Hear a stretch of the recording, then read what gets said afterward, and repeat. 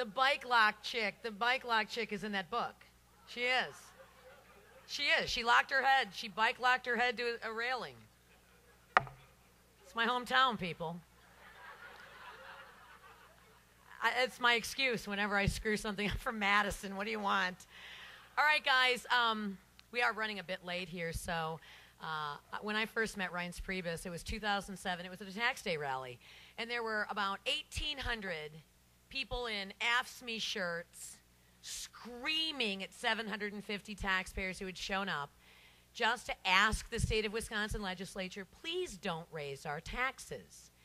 And I had just met Reince Priebus, and we were both supposed to address this rally.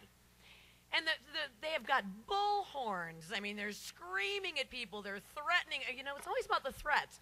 They're threatening this lady's dog. They're threatening to shut off this man's oxygen tank. I'm totally serious. So there's, you know, we had a nice fella, and he got up. Good guy. He's a blogger, and he's giving his speech, and he's being drowned out. And I'm looking over at Reince Priebus. Reince has a speech ready to go. He goes like this. Grabs a microphone and starts throwing down to that crowd. I knew immediately he was a different kind of chair of a Republican Party. My kind of chair. I was so proud when you became Republican National Committee chairman. The first time I've ever watched an election for RNC chair. Honestly, we were all glued to the TV. You turned around Wisconsin's party. You turned around the national party. We owe you a great debt of thanks. And come on up here, Reince Priebus. It's a high school prom, it's a Springsteen song, it's a ride in a Chevrolet. It's a man on the moon and fireflies in June and kids selling lemonade. It's cities and farms. Well, I don't know about you, but I'm ready to get on to firing Barack Obama and saving America. Are you? Boy, I heard the governor's speech, and I've got to tell you, I was sitting down there, and I said, you know, I pity the fool that has to get up there next after this governor, and I guess you found him. You know, I think that you all in Waukesha have a whole lot to be proud of, and you've got a party that respects grassroots. You've got a party that understands that it's not in competition with the conservative movement. You've got a party chairman and Don, and obviously all the work Candy does, and we love you, Edie. But you have people in your party, and your chairman, Brad Courtney, that understand that this election is not about the future of this Republican Party. It's not about, obviously, the Democratic Party. This election is about the future of America. And we're absolutely blessed that God has given us an opportunity in Wisconsin to lead the way, not only promoting people of courage like Scott Walker, but he has given us an opportunity to continue the work that Scott and Tonette are doing in Wisconsin. And you have the opportunity to lead this country. And that is a burden and a responsibility that you have here in Wisconsin that is special, and it is something that you should embrace. Coming here tonight was fantastic.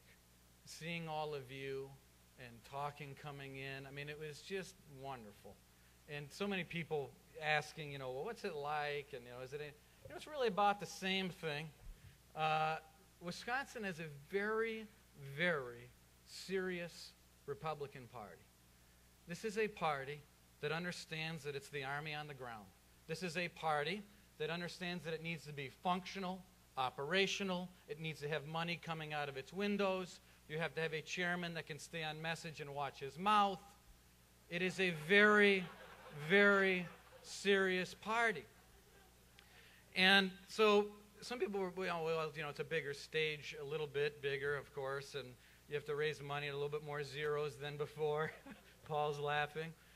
Speaking of Paul Ryan, now that I caught him laughing,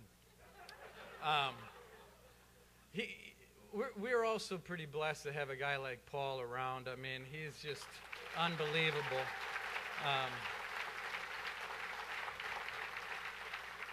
I love people who are a big deal and they don't think they're a big deal, which is great.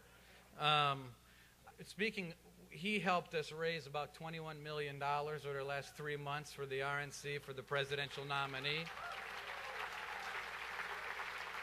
We've traveled around the country together raising money, and Paul's real good at that, and he does it in a real nice way, and we go through airports together, and, you know, occasionally people will come up and want to take a picture, or more so for Paul than me, but occasionally, occasionally someone will come up to me and want to get a picture.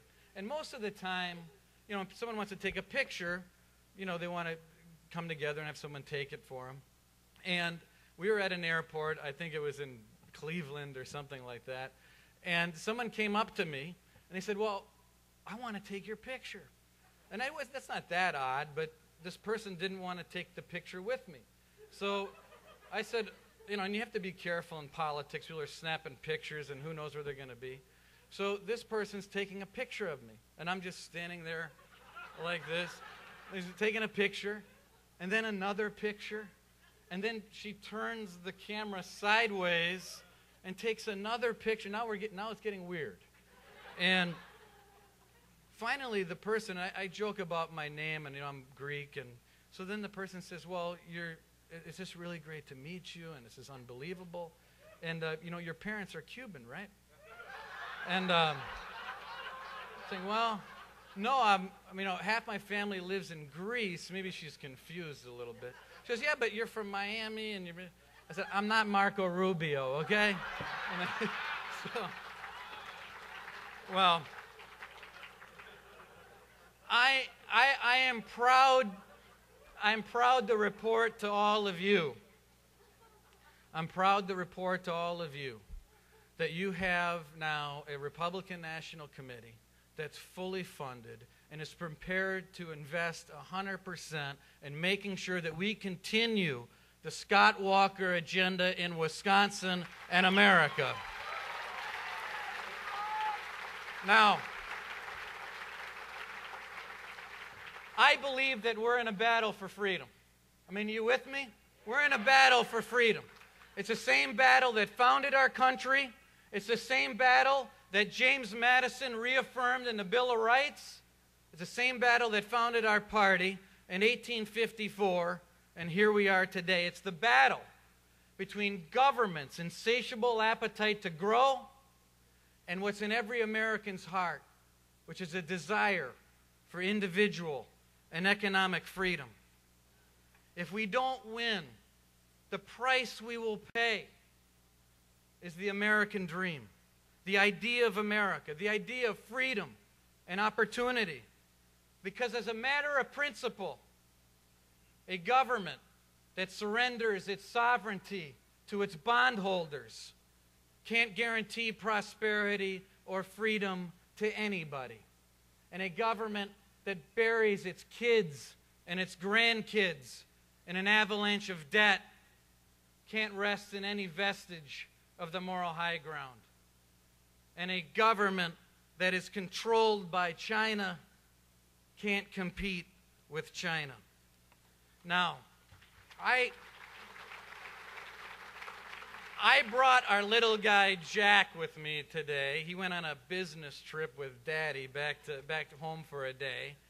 And one of the things I love to do with Jack when we're in Washington is occasionally on Sunday afternoons you have some time and you go out to monuments. And I want my little guy to love this country, which I know he does, you know, as much as my grandparents and my parents and me.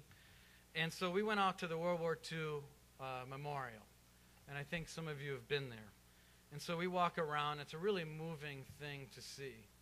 And walking around, and he's a really good reader, and you read all of the incredible quotes from Nimitz and others that are around the monument. But then you get to this place in front of the black wall and a fountain, and you have all of these golden stars on the wall, over 4,000 of them.